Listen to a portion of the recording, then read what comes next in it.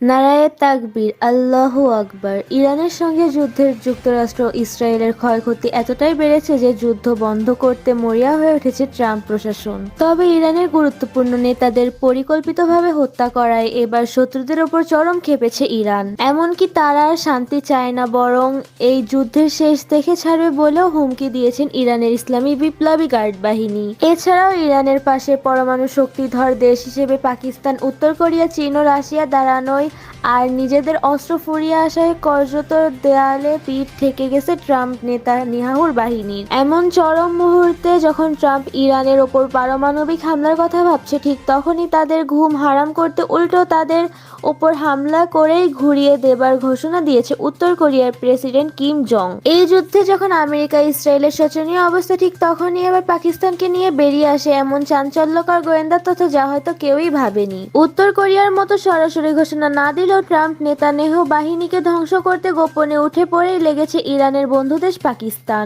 যুক্তরাষ্ট্র আর ইসরায়েলের মনোযোগ যখন ইরানের পারমাণবিক হামলা করার ঠিক সে সময়ে এবার পাকিস্তান সরাসরি আমেরিকার বুকে পরমাণু হামলার প্রস্তুতি নিয়েছে।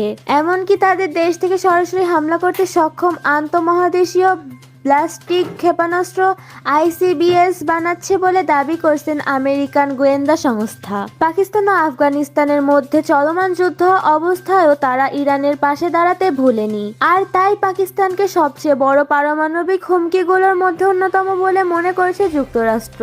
এ নিয়ে মার্কিন গোয়েন্দা প্রধান তুলসি গ্যাবার্ড জানিয়েছেন, রাশিয়া, চীন, উত্তর কোরিয়া, ইরান ও পাকিস্তান বর্তমানে যুক্তরাষ্ট্রের জন্য সবচেয়ে বড় পারমাণবিক হুমকি।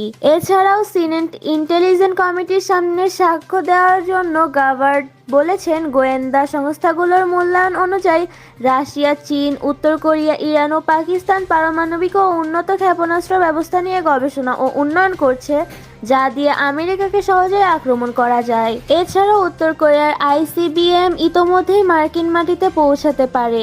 আর তাই এসব দেশের সঙ্গে সুসম্পর্কের ফলে পাকিস্তানও এবার নিজ দেশ থেকে দূরপাল্লার ক্ষেপণাস্ত্র দিয়ে আমেরিকাকে তছনছ করার মিশনে নেমেছে বলে জানিয়েছে মার্কিন গোয়েন্দারা।